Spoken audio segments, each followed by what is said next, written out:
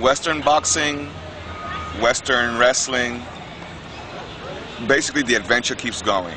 Right. Right? I mean, you know, as a black guy from New York, from Manhattan, you gotta know some boxing. People who challenge us tend to come at us with boxing or kickboxing. Right. And you need to be comfortable with their methods in order to stand up in the modern world of martial arts. So you've been challenged? Oh yeah, sure. How does that usually go?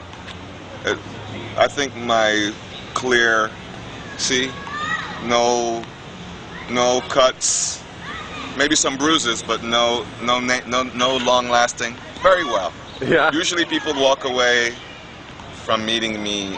I may sound like I'm boasting, but like usually feeling like it's okay. He's all right.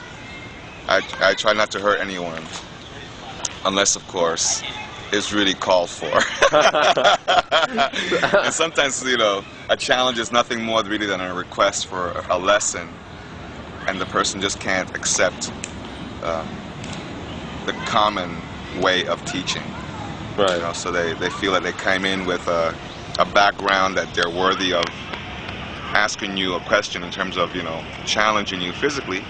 And those of us who have been around a long time know that the human life is the most precious thing we have. And you don't just walk around challenging people. It's better to ask humbly for a structured lesson rather than what do you do, you know, for instance. What if this happens to you, for instance? Well, you know, that's a hard way to learn. You may not see what happens. And so you said your main style is Tai Chi. Yeah. And how do you find it in terms of practicality? So you've been challenged and you're a Tai Chi guy, and a lot of people look at Tai Chi and they're like, it's slow, it's an exercise, it's not a martial arts. How do you feel about that?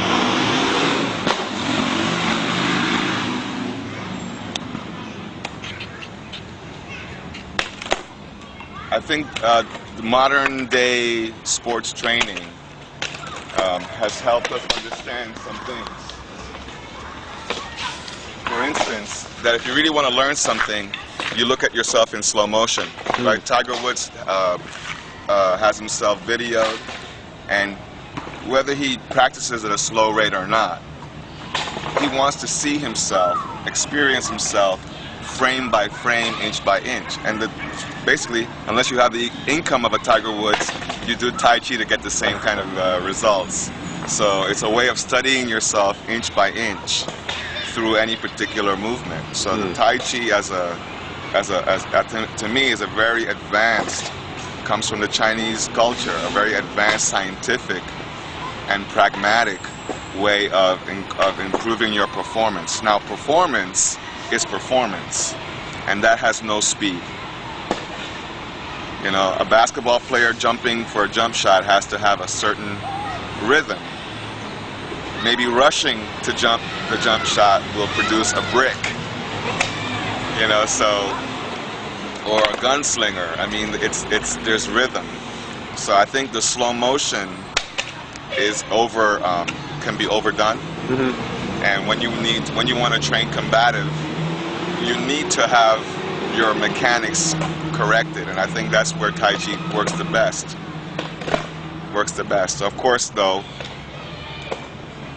if you train at a certain pace and range all the time, you're not ready to meet the Western boxer, for example, who's practicing to throw multiple blows off of his front hand, or a kickboxer who's throwing multiple blows off of his, you know, and his rhythm of training seems to be more realistic. But when we look at who is the better kickboxer, the champion kickboxer, the winner of the event, is the person who kind of slowed himself down to keep his mechanics right. The same with grappling. I think grappling and Tai Chi complement each other because grapplers train by necessity slowly, so that they can really learn to see what they're doing. Right. And if you're going to go with sensitivity as your main tool, then your mechanics have to be second nature. And the quickest way to make them second nature is to do them slowly and laboriously and methodically.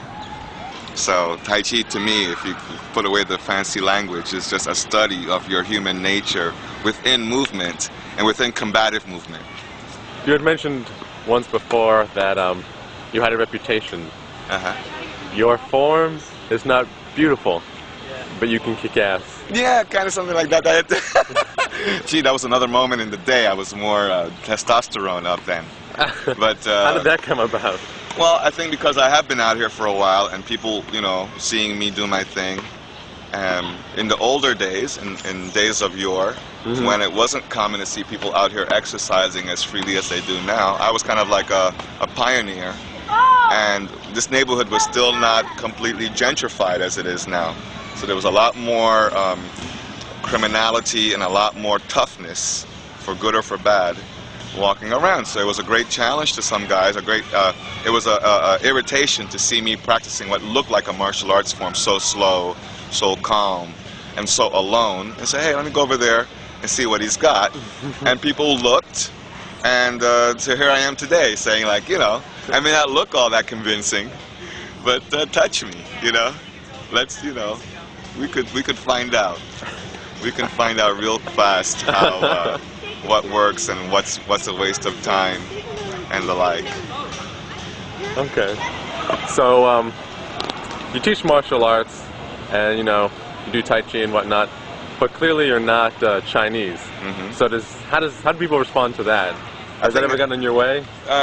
Maybe for like TV commercials. It hasn't gone my way.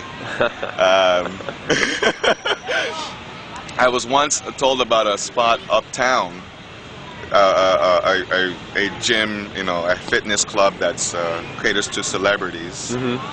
And I was told that if I had been Chinese or Chinese looking, I would have scored the gig and I would have paid handsomely. But they really wanted the Chinese race experience. You see what I mean? And I actually respect that because look, you know, if you go to an Italian restaurant and there's a bunch of Haitians, like, you know, working in the kitchen, you're like, is this an Italian restaurant or is it an Italian owner? You know? You want African drumming and it's a Jewish guy teaching you is the head instructor of the African drumming class. Maybe you should pause and say, like, is this authentic African drumming?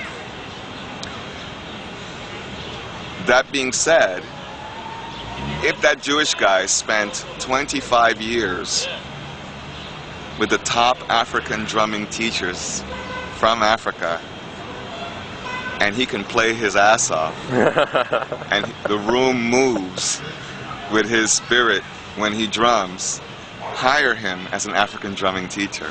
So I think the burden is upon me always to prove to newcomers that I'm authentically representing whatever I do. And it also has moved me or motivated me to represent what I do as my own and not a award-winning Chinese substitute.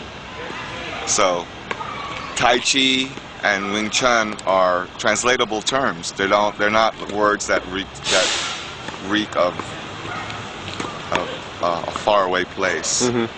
Tai Chi, translated, comes down to something like the great ultimate, right? Or the grand polarity.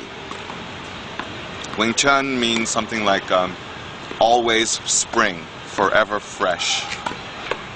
Now, that doesn't sound like I have to be a Chinese race to practice those concepts. In fact, I think it would be a great put down of the Chinese people to say, oh, this is only good for you people. Only you people can be good at this.